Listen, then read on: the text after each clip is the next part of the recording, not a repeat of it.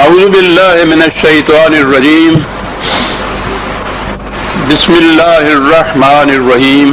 عزیزان من، آج ستمبر 1984 کی 21 تاریخ ہے اور درس قرآن کریم کا آغاز سورہ التطفیف کی ابتدائی آیات سے ہی ہو رہا ہے، اگرچہ اس کا آغاز سابقہ درس میں ہو گیا تھا۔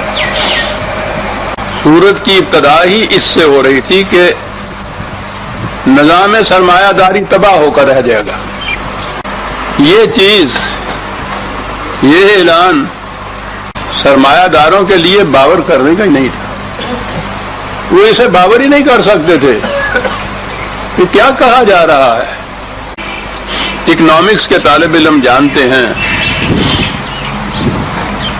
ابتدا میں غلامی کا عہد ہو، جاگیرداری کا نظام ہو، پھر اس کے بعد یہ کیپٹلزم کا نظام ہو، یہ سارے نظام حقیقت میں سرمایہ داری ہی کی مختلف شکلیں ہیں۔ تو انسانوں کی تاریخ میں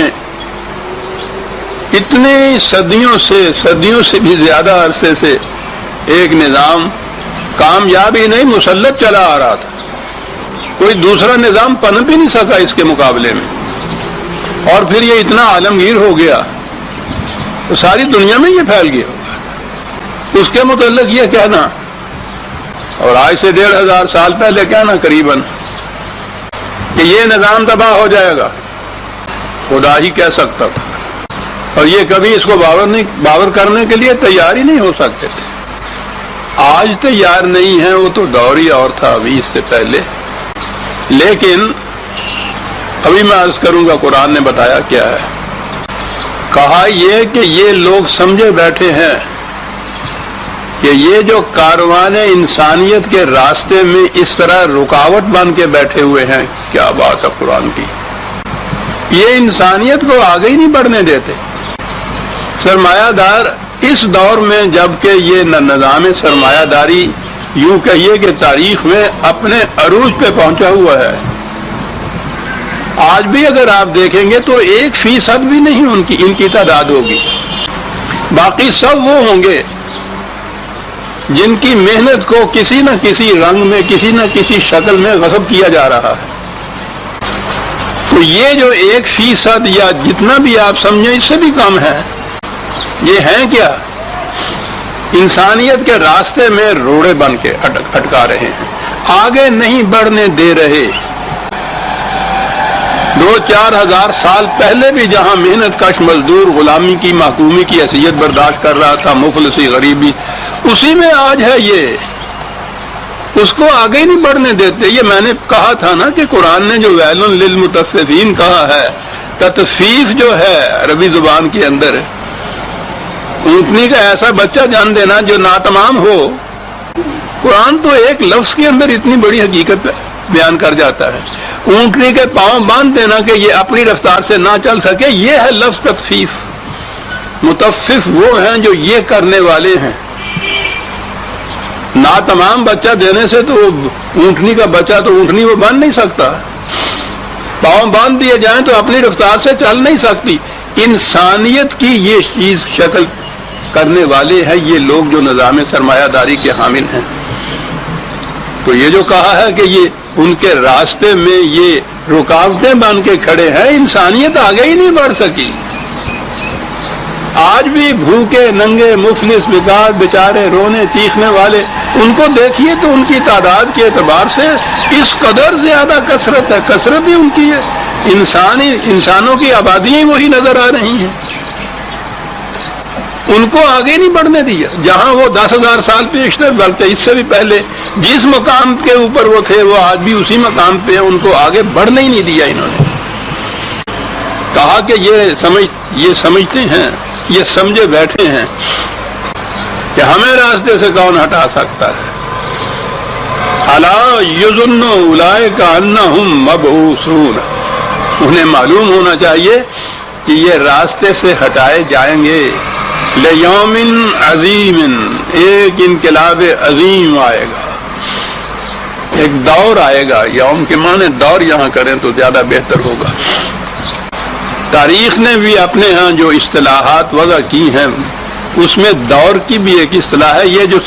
یہ جو نظام ہیں اکنامکس کے، اقتصادیات کے، ان کو بھی مختلف ادوار کہا جاتا ہے. کہا کہ ایک دور آئے گا، بہت عظیم دور ہے وہ انقلاب کا. اب اگلی بات وہ کہی گئی ہے کہ جو بڑی ہی غور طلب ہے، یوم یقوم الناس لرب العالمین. نظام سرمایہ داری کے خلاف جو نظام قرآن دے رہا ہے معاشی، وہ ربوبیت عالمینی ہے. تمام افراد انسانیہ کی نشو و نما کا نظام.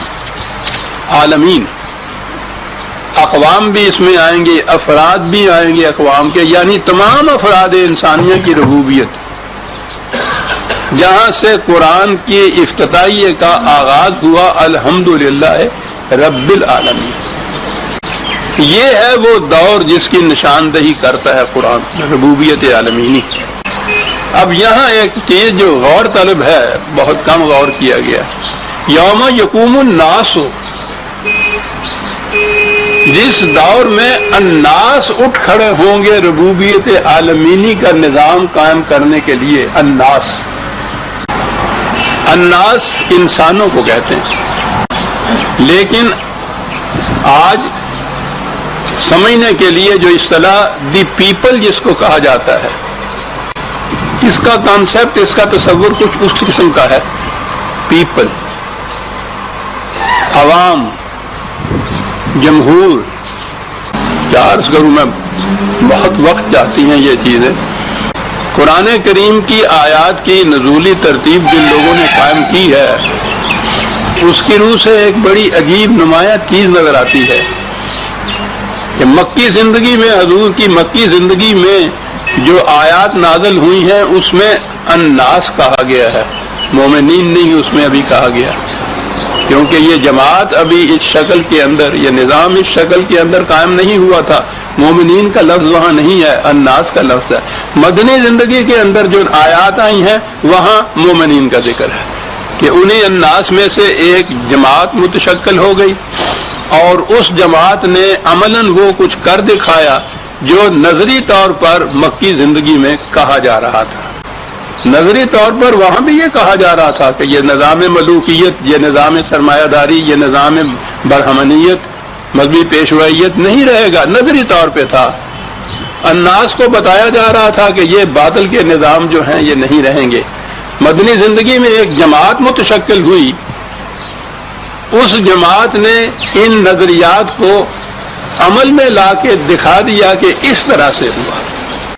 وہ جو نظام متشکل ہوا ہے اسلام کا مدنی زندگی میں آ کے، آپ دیکھیے گا کہ اس میں یہ تینوں علامتیں نہیں تھیں. ملوکیت نہیں تھی. ملوکیت کیا ہے؟ کسی انسان کا دوسرے انسانوں کے اوپر حاکم بننا، کسی شکل میں ہو، کسی رنگ میں ہو، کوئی نام رکھ لیا جائے اس کا. ماں کانا لے بشر نہیں ہوتی ہے. اللہ قرآن نے اعلان کیا کسی انسان کو اس کا حق حاصل نہیں ہے، خواہ اس کے بعد ضابطہ قانون ہو، کتابہ والحکمہ والنبوتہ، ایگزیکٹو پاورز ہوں، اور نبوت بھی کیوں نہ ہو اس کے بعد کہ وہ انسانوں سے کہے کہ کونوا عبادا لی من دون اللہ، کہ خدا کے محکوم نہیں میرے محکوم بن جاؤ. محکومیت کو تو اس طرح سے اڑا دیا. مذہبی پیشوائیت کا سوال ہی نہیں تھا کہ مذہب کا لفظ ہی قرآن میں نہیں آتا. وہاں تو دین ہے، نظام ہے ایک، اور سرمایہ داری کی تو جڑیں کاٹ کے رکھنی. کسی کے پاس زیادہ ضرورت پیدا نہیں رکھا. تو مدنی زندگی میں آ کے تو جب مومنین کو یہ مخاطب کیا گیا ہے تو یہ جماعت تھی جس نے یہ کر کے دکھا دیا. اب اس کے بعد پھر یہ دور نہیں رہا. درس میں تو تفصیل میں جانے کی گنجائش ہی نہیں ہوتی کہ میں عرض کروں تاریخی طور پر کہ یہ کیوں نہ رہا. یہ نہیں رہا. ملوکیت آ گئی، اس کے ساتھ ہی مذہبی پیشوائیت آ گئی، تھیوکریسی، اور اس کے ساتھ ہی نظام سرمایہ داری آ گیا. اور وہ جو چلا ہے جس طرح سے باقی دنیا میں چل رہا تھا تو مسلمانوں کے ہاں بھی وہ جو چلا ہے تو اس وقت تک چلا آ رہا ہے. اب قرآن بتا یہ رہا ہے، بڑا غور طلب یہ معاملہ ہے کہ یہ کب راستے سے ہٹائے جائیں گے. کہا ایک دور آئے گا. اب یہاں ہے وہ لفظ یقوم الناس، جہاں جمہور، دی پیپل، لوگ، اور کیا ترجمہ کیا جائے اس کا، یہ اٹھ کھڑے ہوں گے ربوبیت عالمینی کے نظام کو نصب کرنے کے لیے، جمہور اٹھ کھڑے ہوں گے۔ وہ میں نے عرض کیا کہ وہ جو دی پیپل کا لفظ ہمارے ہاں اصطلاح آئی ہے وہ ان کے لیے ہی ہے، اگرچہ پھر وہ دی پیپل جو ہے وہ تو وہی ہیں، وہ government of the people for the people, وہ گورنمنٹ آف دی پیپل وہ انہی کے لیے ہوتی ہے، سرمایہ داری کے نظام کے لیے، ملوکیت کے لیے، لیکن بہرحال فریب ہی صحیح دی پیپل تو کہا جا رہا ہے۔ یہ الناس یوں سمجھ لیجیے کہ یہ کوئی پرٹیکولر کمیونٹی یا جماعت یا کوئی قوم یوں نہیں ہے، الناس ہیں۔ 1000 سال کو تو چھوڑ دیجیے جو آیا، عزیزان ایمان اپنے اس دور کو دیکھیے، یہ عالمگیر تحریکیں شروع ہو رہی ہیں مزدوروں کی، یہ لوگ کہ جن کی محنت کشوں کی، ان کی تحریکیں شروع ہو رہی ہیں دنیا کے اندر اس نظام کے خلاف۔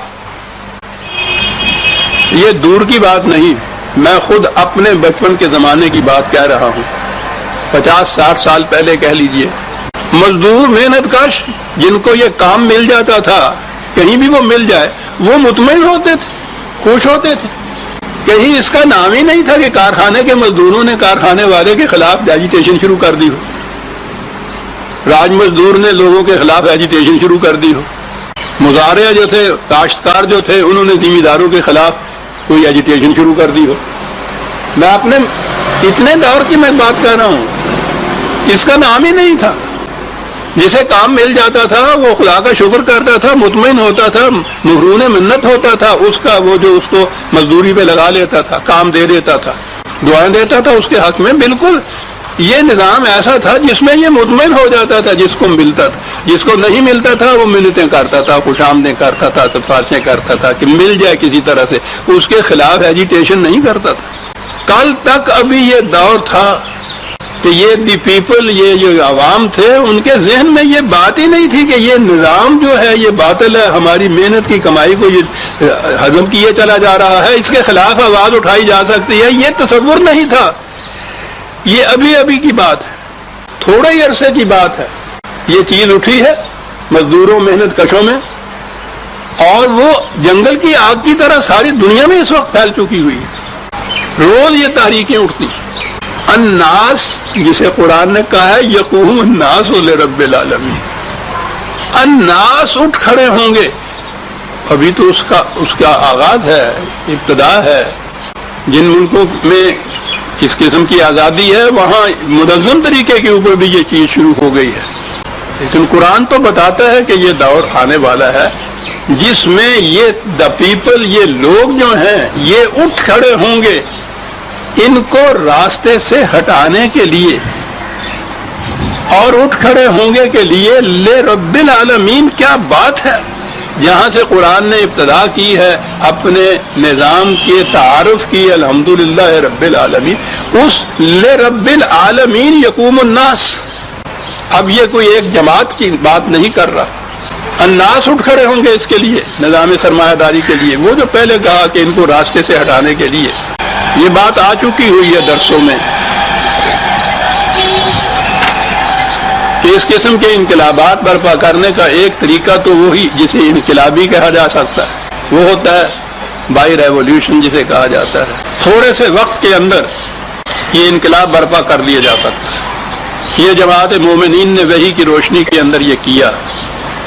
اور دوسرا طریقہ وہ ہوتا ہے جسے زمانے کے تقاضے کہا جاتا ہے۔ یہ ایک کوئی عجیب چیز ہے، یہ فلاسفی آف ہسٹری کی جو کتابیں ہیں یورپ والوں کے ہاں، یعنی ہسٹری آف فلاسفی نہیں بلکہ فلاسفی آف ہسٹری، تاریخ کا فلسفہ، یہ چیز اس کے اندر آتی ہے کہ عقل انسانی اپنے تجرباتی طریق سے وہ کرتی یہ ہے کہ کسی ایک نظریے کو، ایک نظام کو وہ اپناتی ہے، اس پہ عمل کرتی ہے، کچھ عرصہ آگے چل کے، اور وہ عرصہ 1000 سال کا بھی ہو سکتا ہے، قرآن نے تو 50-50 ہزار سال کا بھی کہا ہے ایک دن۔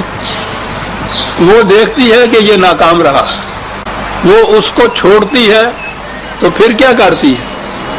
اس کے جو اچھے پہلو ہوتے ہیں ان کو لیتی ہے، اور چونکہ اس کے سامنے یہ بات نہیں ہوتی کہ مکمل نظام اس کی جگہ کون سا ہے، وہ ایک اور نظام وضع کرتی ہے جس میں اپنے تجربے کی بنا پر جو پہلے نظام کے اچھے پہلو ہوتی ہے ان کو ساتھ رکھ لیتی ہے، پھر دوسرے نظام کو اپنے ہاں لیتی ہے اور اس پہ چل نکلتی ہے۔ اسی طرح سے اس کے اوپر صدیوں تک عمل کرتی ہے، ہڈیاں ٹوٹتی ہیں، خون کے دریا پھیلتے ہیں، آگ برستی ہے۔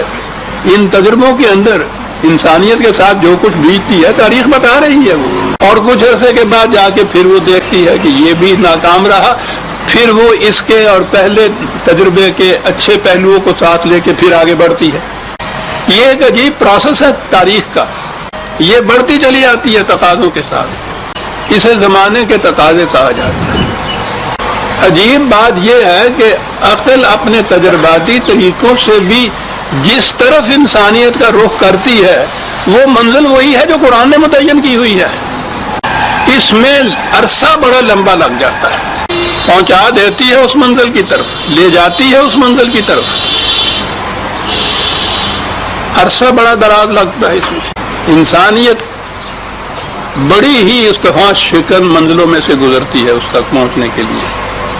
پھر وہی اقبال کا شعر، اقبال نے یہ چیزیں قرآن سے لی ہوئی ہیں، ہر دو بمنزل رواں، ہر دو امیر کارواں، دونوں ہی منزل کی طرف لے جا رہی ہے انسانیت کو، دونوں ہی اس کاروان کے کارواں سلوار ہیں۔ کون کون سی چیزیں؟ عقل اور وحی۔ عقل بہیلا بھی برد، عشق برد کشاں کشاں۔ اور فرق یہ ہے، یہ انسانی عقل و خرد جو ہے یہ اس کو اس طرح سے تجرباتی طریق سے لے جاتی ہے آگے، اور وہی انسانی جو ہے وہ بائی ریولیوشن اوور نائٹ اس کو لے جاتا ہے۔ یہ عقل انسانی تجرباتی طریقے سے بھی لے جاتی ہے تو ایک چیز اس میں تاریخ بتاتی ہے کہ اس میں بڑی ڈسٹرکشن ہوتی ہے، بڑی تباہی آتی ہے، اور پھر بھی وہ پچھلے نظام کو تو الٹ سکتی ہے۔ ایک مکمل نظام انسانیت کے لیے جو ہے وہ نہیں بنا سکتی، لا کا حصہ تو آتا ہے اس میں، اللہ کا حصہ نہیں آتا۔ اللہ کے لیے انسانیت محتاج ہوتی ہے پھر وہی کی رہنمائی کی۔ روس کا انقلاب جب آ رہا تھا تو اقبال کو دیکھیے جس انداز سے اس نے یہ بات کہی ہے کہ یہ ٹھیک ہے تمہارے دلوں کے اندر انسانیت کا درد بھی موزن ہے، تم تنگ بھی آئے ہوئے ہو ان پادریوں کے ہاتھوں سے، اس مذہب کے ہاتھ سے، سرمایہ داری کے ہاتھ سے، اس کو الٹ بھی رہے ہو، الٹ بھی دو گے تم، لیکن یہ تو حصہ لا ہوگا، بنیادیں کھیڑنا ہوگا، تخریب ہوگی، ان کو راستے سے ہٹانا ہوگا۔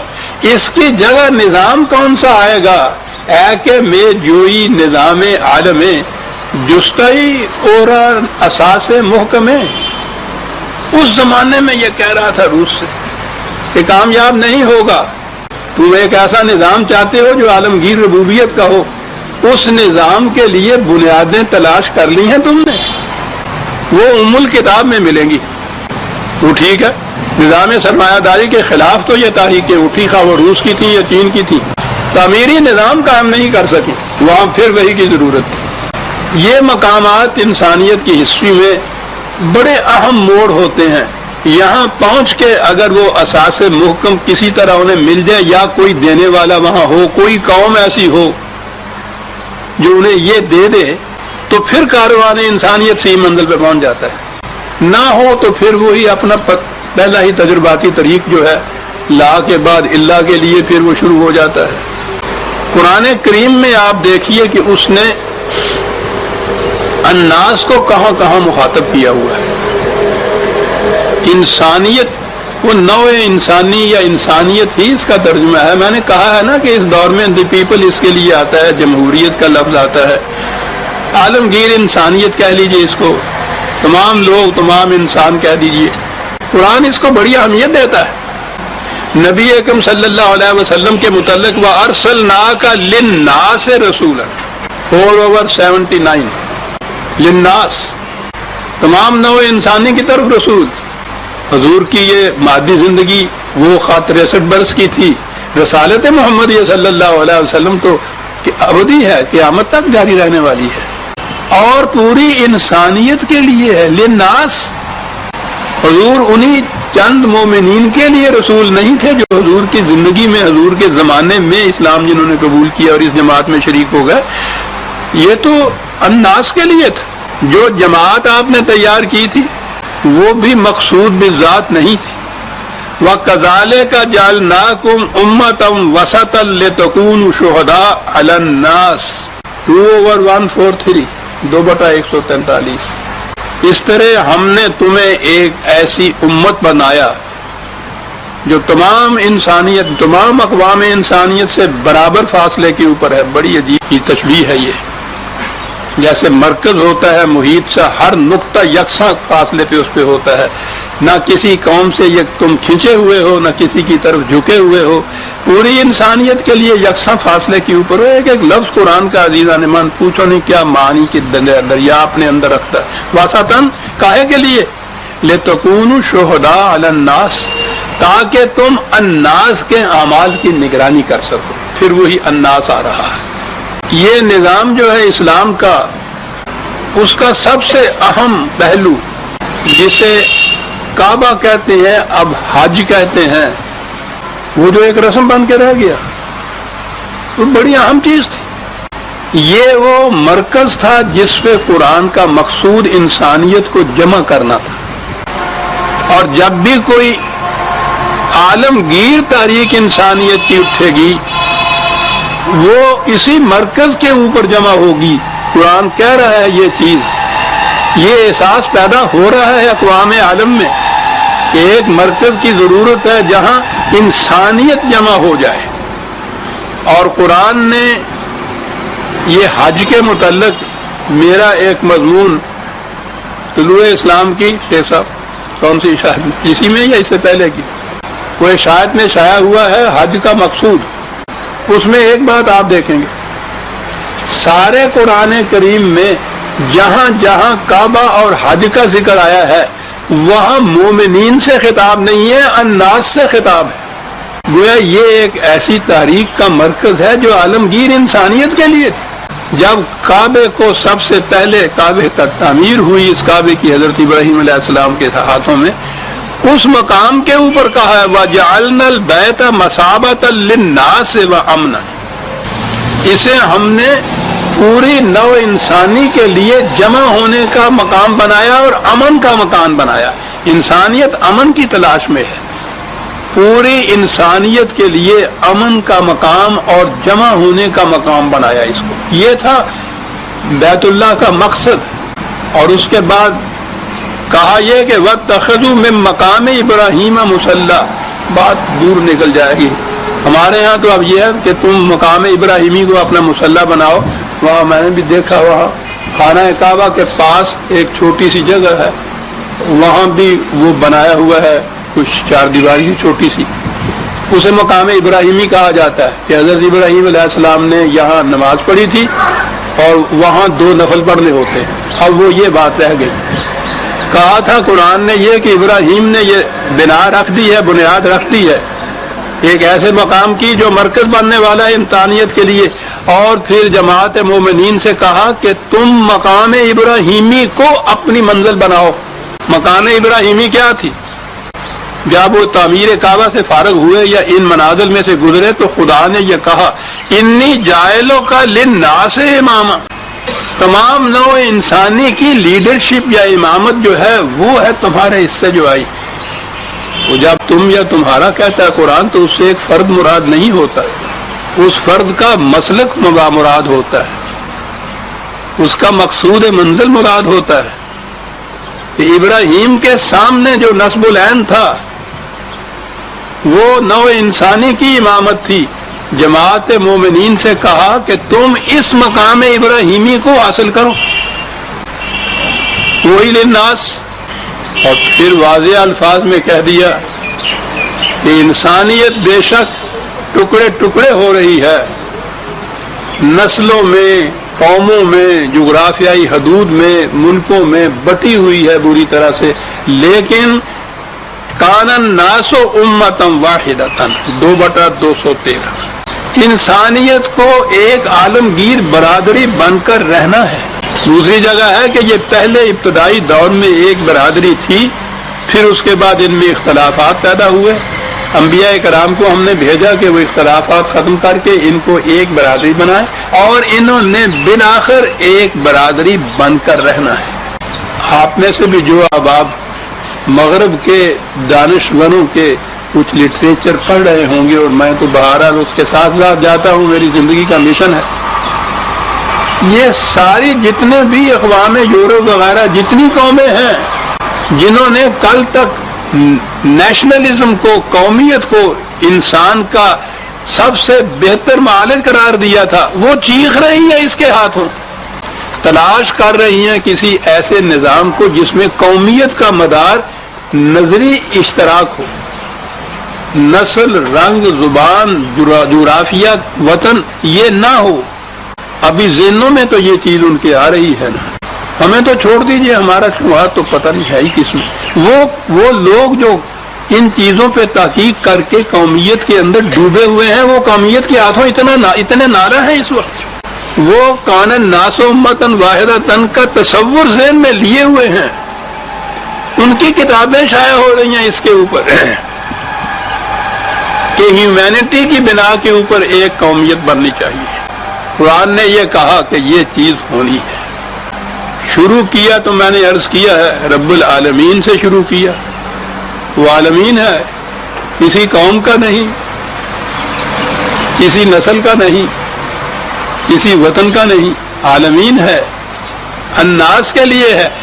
اور جب قرآن کا اختتام ہوا ہے تو قل اعوذ برب الناس، ملک الناس، الہ الناس، ختم ہی ناس پہ کی ہے اس نے، تکمیل ہی اس نظام کی، اس تعلیم کی الناس سے ہوئی ہے۔ یہ آخری الفاظ ہیں قرآن کے، الناس کا رب بھی، الناس کا حاکم بھی، اور الہ بھی ان کا وہی۔ جتنے تصورات ہو سکتے ہیں کسی کی عظمت اور بلندی کے، وہ سارے کے سارے خدا کی ذات میں، اور وہ الناس کے لیے پھر آئے گا۔ اب ان ناس کے بعد پھر آپ دیکھ لیجیے کہ یوم یقوم الناس لرب العالمین، جس دور میں الناس کھڑے ہو جائیں گے، اٹھ کھڑے ہوں گے، کائے کے لیے؟ ربوبیت عالمینی کے لیے۔ اس سے پہلے جو قوم بھی اٹھتی ہے، کوئی قوت حاصل کر لیتی ہے، وہ دوسری قوموں کی تباہی کے لیے، استحصال کے لیے، ان کے استحصال کے لیے، ان کی جڑیں کاٹنے کے لیے، ان کو کمزور کرنے کے لیے، اپنی قوم کو طاقتور بنانے کے لیے، قومیت کے نظریے کا یہ تقاضا ہے۔ وہ کہا کہ پھر یہ اٹھ کھڑے ہوں گے عوام، الناس، ربوبیت عالمینی کے لیے۔ اس دور میں کیا ہوگا؟ بڑی عجیب چیزیں آ رہی ہیں۔ کلا انا کتاب الفجار لفی سجین، کتاب وہی جسے اعمال نامہ کہا گیا، وہی بات کہ جو یہ نظام جو قائم کیے ہوئے ہیں ان کے نتائج جو فجار کہا، میرا خیال ہے پہلے یا اس سے پہلے درس میں یہ فاجر اور فجار آ چکا ہوا ہے۔ اس کے معنی ہوتے ہیں ٹکڑے ٹکڑے کر دینے والے۔ تو بات صاف ہو گئی، نو انسانی کو ٹکڑے ٹکڑے کر دینے والے، نیشنلزم کے مسلک کے دائی۔ انسانیت کو تو قرآن نے ایک عالمگیر برادری قرار دیا ہے نا، یہ الگ الگ کر دینے والے۔ اور اس درس میں نے قرآن کی آیات سے بتایا تھا، قرآن نے کہا تھا کہ جنہیں ملانے کا خدا نے حکم دیا تھا یہ ان کو الگ الگ کرتے ہیں۔ ہمارے ہاں میں نے کہا تھا نا کہ جو فاسق و فاجر کا لفظ آ رہا ہے، ہمارے ہاں تو یہ الفاظ اب رہ گیا ہے، کوئی کھڑے ہو کے سوچتا ہی نہیں کہ اس کے معنی تو دیکھ لیجئے کہ کیا ہے۔ الگ الگ کر دینے والے، ٹکڑے ٹکڑے کر دینے والے۔ یہ کیوں سوچیں اس کو؟ سب سے بڑے الگ الگ ٹکڑے کرنے والے تو خود ہیں۔ عالمگیر انسانیت کو ایک برادری بنانا تو ایک طرف، انہوں نے تو مسلمانوں کے ٹکڑے کر رکھے ہوئے۔ کوئی آپ سے پوچھے کہ آپ کون ہیں، کہیے میں مسلمان ہوں۔ اوہ نہیں صاحب، مسلمان تو ہوا نا، کون سا مسلمان؟ یعنی تسلی نہیں ہو رہی ہے مسلمان کو، سنی ہو شیعہ کہ جی میں سنی ہوں۔ نہیں بھائی، سنی سے بات نہیں چلتی، آگے بات کرو نا، اہل حدیث ہو، اہل فقہ ہو، کون سے ہو؟ جی میں اہل فقہ ہوں. اچھا اچھا اچھا. کون سی فقہ کے ماننے والے ہو جی؟ حنفی ہو، مالکی ہو، شافعی ہو، حنبلی ہو؟ چلے جی، اور ٹکڑا کرتے چلے جاؤ. جسے ملانے کا خدا نے حکم دیا تھا اس کو قطع کرتے چلے جاؤ کہ جی فقہ حنفی کا مان. اچھا اچھا حنفی، شکر الحمدللہ. دیوبندی ہو، بریلوی ہو، دونوں حنفی فقہ کا. خدا کا نام مانو بابا، میں کچھ بھی نہیں ہوں. پہلے ہی غلطی کر چکا جو کہہ دیا مسلمان ہوں. یقطعون ما امر اللہ بہ ان یوصل، جنہیں ملانے کا حکم دیا تھا خدا نے تم ان کے ٹکڑے ٹکڑے کر رہے ہو. تو یہ کیوں ان آیات پہ غور کریں گے؟ قرآن کا مقصود تو انسانیت کو عالمگیر برادری بنانا ہے، اور ان کا مقصد دینی جن کو یہ شرع کہتے ہیں، خود انسانیت تو ایک طرف رہی. جو مسلمان امت واحدہ تھی اس امت واحدہ میں بھی ٹکڑے ٹکڑے کر دینا، اور متشدد ہیں اپنے اپنے فرقے. بڑے فخر سے اعلان ہوتے ہیں، ان کے اخبارات کا بھی پڑھیے. الحمدللہ فلاں جگہ فلاں مسجد میں فلاں مولوی صاحب کے حق کے اوپر فلاں نے آ کے اسلام قبول کر لیا، بیعت کر لی. مسلمان ہے، پہلے وہ فقہ کو مانتا تھا پھر حدیث کو ماننے لگ گیا تو یہ صاحب مسلمان ہوا. یہ گرہیں اتنی شدت سے کسی جاتی ہیں کہ ادھر سے ادھر نہیں ہو جاتا. تو جس قوم کی اپنی حالت یہ ہو کہ وہ مومن کہلانے کے باوجود خدا نے تو مسلمین کا نام رکھا تھا، وَسَمَّاكُمُ الْمُسْلِمِينَ. اب صرف مسلم یا مسلمان نام تسلی کی وجہ نہیں رہا، آگے پھر ٹکڑے ٹکڑے جو کریے جاتے ہیں وہ بھی بتانا پڑتا ہے. تو جو قوم اس کو اپنے ہاں دین سمجھ رہی ہو، اسلام سمجھ رہی ہو، وہ عالمگیر انسانیت کا تصور ہی نہیں کر سکتے. اسی قوم کے اندر اب قوم بھی کہا جائے تو کیا، تو قوم تو ہے ہی نہیں، مسلمان کہلانے والا ہی صحیح جو کچھ بھی ہے. دیکھ رہے ہیں 4 سال سے جنگیں شروع ہوئی ہیں آپس میں.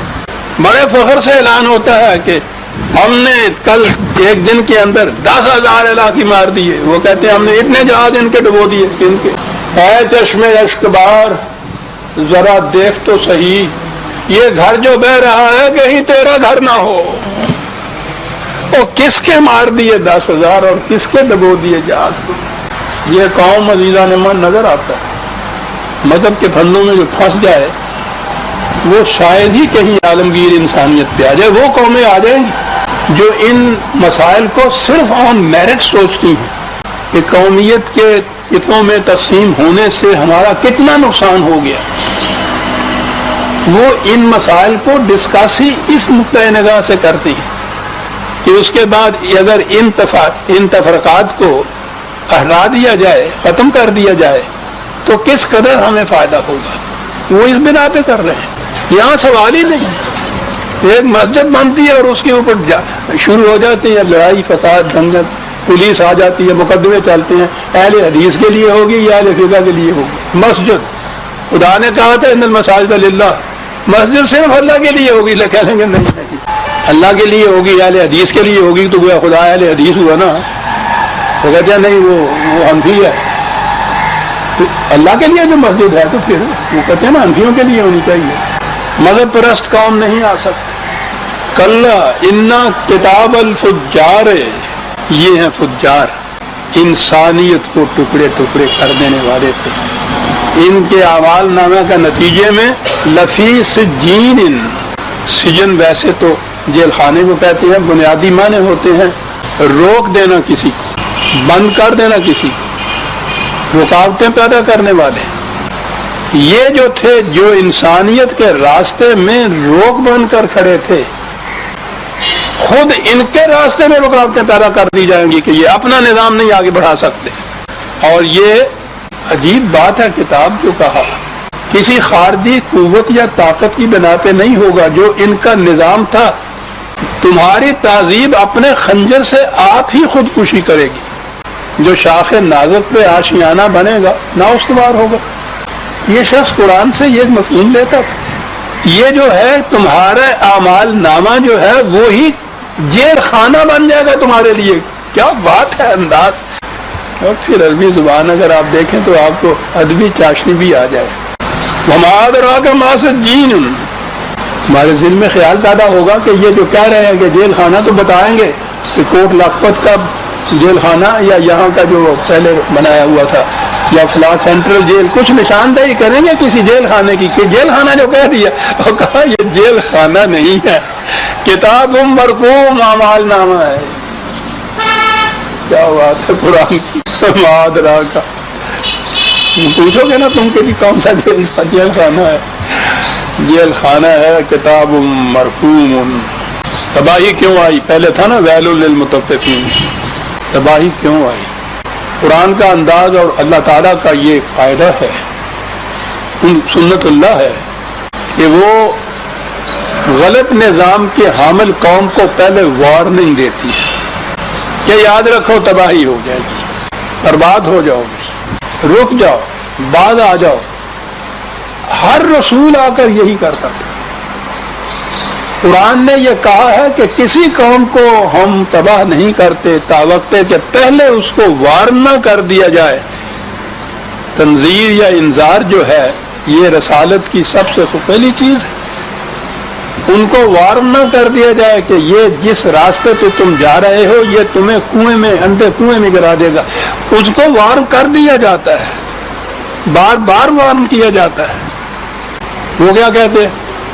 باتیں کر رہے ہو، سب جھوٹ ہے جو کچھ تم کہتے ہو۔ یہ اتنا بڑا نظام ہمارا عالمگیر نظام چلا آ رہا ہے صدیوں سے، اور جی اس نظام کے متعلق تو میں عرض کروں، کبھی آپ دیکھیں اکنامکس کو، یہ جو نظام سرمایہ داری ہے پوری قوت اور شدت کے ساتھ یہودیوں کے اندر ہے۔ یہ تو اب کل کی بات ہے کہ ان کو یہ سلطنت حاصل ہو گئی، ورنہ یہ 2-2.5 سال سے وانڈرنگ تھی، خانہ بدوش تھے۔ اس اتنی وسیع و عریض زمین پر چپا بھر زمین ایسی نہیں تھی جہاں ان کی حکومت ہو، ان کی مملکت ہو۔ ضربت علیہم الذلۃ والمسکنۃ وباؤوا بغضب من اللہ۔ نکبت اور زبوں حالی اور محکومی اور غلامی یہ ان کے پیچھے سائے کی طرح لگی چلی آ رہی تھی کل تک یہ صورت، لیکن اس کے باوجود سرمایہ داری نظام کی اتنی محکمیت تھی ان کے ہاں کہ دنیا کی بڑی بڑی قومیں ان کی محتاج۔ آج بھی اگر الیکشن ہو رہا ہے امریکہ میں، اور آپ نے یہ دیکھا کہ ساری دنیا کی نگاہیں لگ رہی ہیں، اپنے اپنے کاروبار ٹھپ کر کے رکھے ہوئے ہیں کہ دیکھ لیں الیکشن کا نتیجہ کیا نکلتا ہے۔ سپر پاور یہ ہوتی ہے، الیکشن وہاں ہو رہا ہے تو فیصلہ کن بات یہ ہوگی کہ یہودی کس کی طرف ہوتے ہیں، مملکت امریکہ کا۔ اور آپ حیران ہوں گے کہ روس کی مملکت کے اندر بھی کیفیت یہ ہے، وہ بھی ان کے دست نگر ہیں۔ یہ ہے نظام سرمایہ داری۔ تو ان سے یہ کہنا کہ تم تباہ ہو جاؤ گے، تمہارا نظام تباہ ہو جائے گا، وہ تو کہیں گے یہی نا کیا کہہ رہے ہو تم؟ کہا اسی لیے تباہی تمہیں بتائیں کس کے لیے ہے، ویل یومئذ للمکذبین۔ یہ جنہیں کہا جا رہا تھا وہ کہتے تھے کہ یہ جھوٹ ہے، ان کے لیے ہے یہ تباہی۔ کون ہے یہ جو کہتے ہیں یہ جھوٹ ہے؟ کتنے سیمینار آپ کے ہوتے ہیں، کتنی کانفرنسیں ہوتی ہیں، کس قدر مذاکرات ہوتے ہیں۔ اب تو عالمگیر ہو رہے ہیں، ابھی حال ہی میں، ابھی کل تک اسلام آباد میں سیمینار تھا تمام ممالک اسلامیہ کا، کاہے کے لیے؟ متحد ہو جاؤ، اتحاد پیدا کر دو، اختلافات چھوڑ دو۔ اور تو اور رہے خود یہی جو عالم اسلام، وہ تمہارے عالم اسلامی ہے، 50 سال سے زیادہ عرصہ ہو گیا جب یہ وجود میں آئی۔ اس زمانے سے یہ مذاکرات بھی ہو رہے ہیں، کانفرنسیں بھی ہو رہے ہیں، ریزولیشن بھی پاس ہو رہے ہیں، یہ سب کچھ ہو رہا ہے۔ ہر مقرر اٹھ کے یہ کہتا ہے کہ اس کا نتیجہ تباہی ہوگا، بربادی ہوگا۔ پھر کیا بات ہے؟ ہر کام یہ کہتی ہے کہ یہ جھوٹ ہے، تباہی نہیں ہوگی، یہی مانے ہے نا۔ ورنہ اگر کسی کو واقعی یقین آ جائے کہ تباہی ہوگی تو گھر جانے سے پہلے ہی اس سے پلٹ جائے، وہی کی وہی، نہ دکھ جائے نہ درمار آس آئے، مگر خبتے دوا ہے، اور میں ہوں خبتے دوا ہے۔ کیوں؟ ویل یومئذ للمکذبین، جو کہنے والے ہیں کہ جھوٹ کہتے ہو، ایسا نہیں ہوگا۔ الذین، کس چیز کو جھٹلاتے ہیں؟ یکذبون بیوم الدین، دیکھیے الدین آگے، جو کہتے تھے کہ نہیں، الدین کے معنی اگر مسلک یا اعمال کی جزا یا نتیجہ لینا ہو، وہ بھی مانے ہیں کہ اس ہمارے مسلک کا نتیجہ یہ نہیں ہوگا جو تم کہہ رہے ہو، یہ جھوٹ ہے۔ اور اگر یہ ہو کہ ایسا نظام، ایسا دور آنے والا ہے جس میں تم تباہ ہو جاؤ گے اور دوسرا نظام قائم ہوگا، تو وہ اس کو بھی جھٹلاتے تھے. یہ معنی بھی ہو سکیں گے الدین، وہ نظام جس کا ذکر کیا جا رہا ہے، اور وہ چونکہ ان کے اپنے ہی غلط مسلک کا نتیجہ ہوگا، اس لیے الدین کے معنی جزائے اعمال لیا جائے. وہ بھی معنی، بات تو دونوں میں ایک ہی ہے. یکذبون بیوم الدین. تھوڑا سا وقت، عجیب بات ہے. وما یکذب بہ الا کل معتد اثیم. قرآن عزیزان مان. یہ میں تو اتنے وجد میں آ جاتا ہوں، سمجھ میں نہیں آتا کہ کن الفاظ میں بات کروں. کون تھے یہ لوگ جو نہیں مانتے تھے، جو کہتے تھے کہ غلط ہے، تباہی نہیں آ سکتی. ہمارے ہاں تو ان کے ترجمے گناہ گار کیا جاتا ہے، وہ ہر جگہ گناہ گار. اور پھر گناہ اور گناہ گار جو ہے تصور ہی اس کے متعلق نہیں. بڑے فخر سے عاصی بالمعاصی لکھتے ہیں اپنے نام کے ساتھ، مذنب لکھتے ہیں اپنے نام کے ساتھ، گناہ گار. کوئی فخر کی بات ہے؟ ایک دفعہ میں نے اس حساب سے لکھا تھا جو بڑے فخر سے لکھتے تھے کہ وہ عاصی اور معاصی. میں نے کہا وہ یہ جو عاصی لکھتے ہو نا، معصیت جرم کو کہتے ہیں، تو مجرم لکھا کرو اپنے نام کے ساتھ، پھر دیکھو دوسرے دن حوالات میں ہوتے ہو یا نہیں. گناہ گار کہہ دینے سے کچھ ذہن پہ بات نہیں ایسی بنتی. مجرم کہیے کسی کو، پھر دیکھیے ہے نا لفظوں میں. تو گناہ گار فخر کی بات ہے. معتدن، حسیمن، الگ الگ الفاظ قرآن لاتا ہے. نظام سرمایہ داری میں کیا ہوتا ہے؟ دولت کا نشہ سرکشی سکھا دیتا ہے، حدود فراموشی سکھا دیتا ہے. خود دولت کا نشہ کہا جاتا ہے. اور جتنی سرکشیاں، حدود فراموشیاں، اس کا داغ یہ ہوتا ہے دولت کے زور پہ ہوتا ہے، سرمایہ کے زور کے اوپر ہوتا ہے. معتدن، حدود فراموش کا، سرکشی کر جانے والا. ابھی دوسرے معنی بھی میں عرض کروں گا، یہ تو عربی زبان ہے. تو ایک طرف تو یہ کیفیت ہوتی ہے کہ وہ قوت کے نشے میں سرکش اور حدود فراموش ہو جاتا ہے. معتدن ایک تو ایک یہ ہے، عدوان، طوفان کی طرح آگے بڑھ جانے والا. اور سرمایہ کار جو ہے، سرمایہ دار جو ہے، یہ محنت نہیں کرتا. روپیہ اس کا روپیہ کما کے لاتا ہے نا، خود محنت نہیں کرتا. محنت نہ کرنے کی وجہ سے اس کے جو قواعد عملیہ ہوتے ہیں وہ سست پڑ جاتے ہیں. اسی لیے اگر کہیں ایک دھچکا لگ جائے کروڑ پتی کے اوپر بھی ہارٹ فیل ہو جاتا ہے اس کا. مزدور کو اگر ایک دن نہ بھی میرے مزدوری تو کوئی بات نہیں، وہ دوسرے دن پھر نکل کھڑا ہوتا ہے. یہ برداشت ہی نہیں کر سکتا اس قسم کے دھچکے کو. اس لیے کہ یہ جو قوت ہوتی ہے مدافعت کی، یہ جو قوت ہوتی ہے محنت کرنے کی، وہ نہیں رہتی، مزمل ہو جاتی ہے، سست ہو جاتی ہے. اسیم کے یہ معنی ہوتے ہیں، سست ہو جانے والا، مزمل ہونے والا. اب سرمایہ کار کے دونوں خصوصیتیں یا گوشے قرآن لے آیا سامنے. دولت فراوان آتی ہے تو یہ اس کے نشے کے اندر حدود فراموش ہو جاتا ہے. محنت کرنا چھوڑ دیتا ہے تو مزمل ہو جاتی ہیں اس کی قوتیں. کلو معتدن اسیم. اور دوسری طرف جائیے، معتد کے معنی یہ جو متعدی امراض ہوتی ہیں، ایک تو یہ مرضیں ہوتی ہیں، دوسرے کو بھی لگ جاتی ہیں. ان کے ہاں کے جو عیوب ہوتے ہیں سرمایہ داری یا دولت سے پیدا کی ہوئے، اور لوگوں کو بھی متاثر کرتے ہیں. متعدی مرض ہوتی ہے، چھوٹا سرمایہ دار بھی وہی کچھ کرنے لگ جاتا ہے جو بڑا سرمایہ دار کرتا ہے. متعدی مرض ہوتی ہے. اور بعض عیوب ایسے ہوتے ہیں جو انسان کی اپنی ذات تک ہوتے ہیں، متعدی نہیں ہوتے، اس کی ذات کو مضمحل کرتے چلے جاتے ہیں. شراب کا نشہ ہے، وہ سرکشی پیدا کرتا ہے. اوئے ساڈے سامنے نہ آئی، شراب یہ کرتی. رنجیت سنگھ جا رہا تھا نا ہاتھی پہ چڑھا ہوا، وہاں سے ایک جاٹ گزرا نشے میں، لگاؤ کانیا کٹا بیچنا ہی. انہیں کیا کر کے لے آئے. دوسرے دن وہ آیا، رنجیت سنگھ نے کیا کہ کیوں جی سردار جی کٹا خریدنا جی؟ کہنے لگا جی وہ وپاری لگ گئے کل والے. نشہ دولت کا یہ بھی کرتا ہے. شراب کا نشہ ہے، ایک نشہ افیم کا ہوتا ہے. بیٹھے رہے تصور جانا کیے ہوئے، دل چاہتا ہے پھر وہی فرصت کے رات دن بیٹھے رہے تصور جانا. یہ جو امراض ہیں اپنی ذات کو ہی بھلا دینے والے. سرمایہ داری کا نشہ شراب کا بھی ہوتا ہے، افیم کا بھی ہوتا ہے، معتد بھی ہوتا ہے، اسیم بھی ہوتا ہے. قرآن کہتا ہے یہ ہیں جو جھٹلاتے تھے کہ کون کہتا ہے یہ آ کے رہے گا. کیوں جی تو 2-4 منٹ. بہرحال ایک بات، ایک آیت تو اور لے لوں. اذا تتلی علیہ آیاتنا، ان کے سامنے تاریخی شواہد پیش کیے جاتے ہیں کہ دیکھو اقوام سابقہ کو، جس قوم نے بھی یہ نظام اپنے قائم رکھا، دیکھو اس کا انجام کیا ہوا. قارون کا انجام دیکھو، فرعون کا انجام دیکھو، قوم مدین کا انجام دیکھو. قرآن کریم نے تمام اقوام عالم جو سابقہ تھیں ان کے نظام سرمایہ داری کا انجام بتایا ہوا.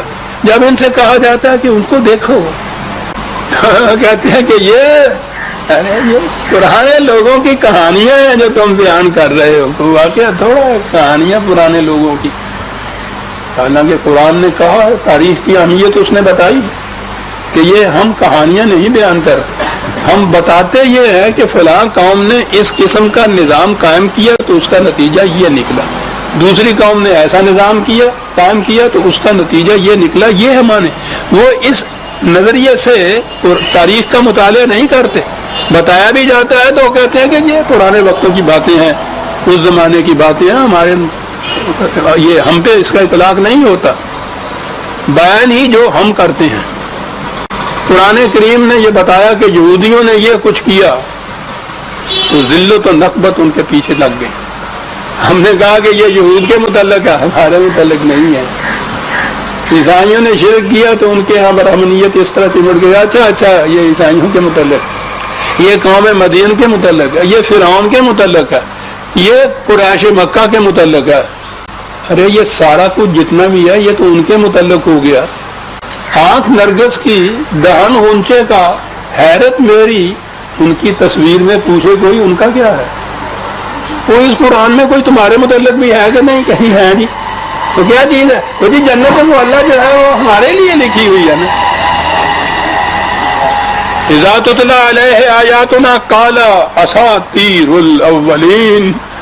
ہمارے سامنے جب ان کی بیان کرتا ہے قرآن واقعات، ان کے انجام، ان کے نتائج، ہم کہتے ہیں یہ ان کے متعلق ہے جو گزر گئی، ہمارے متعلق نہیں ہے. ویل للمکذبین. غلط نظام کے انجام کو جھٹلانے والے تباہ ہو جاتے ہیں. تاریخی شواہد بھی پیش کیجئے تو کہتے ہیں کہ اگلے وقتوں کی یہ کہانیاں ہیں، ہم سے کوئی تعلق نہیں ہے. آگے پھر بتاتا ہے کہ یہ جو نقطۂ نگاہ ہے، یہ جو ذہنیت ہے، اس کا نتیجہ کیا ہوتا ہے اگلے درس میں ہم لیں گے. سورہ تطفیف کی آیت 13 تک ہم آ گئے. ربنا تقبل منا انک انت السمیع العلیم. شکریہ.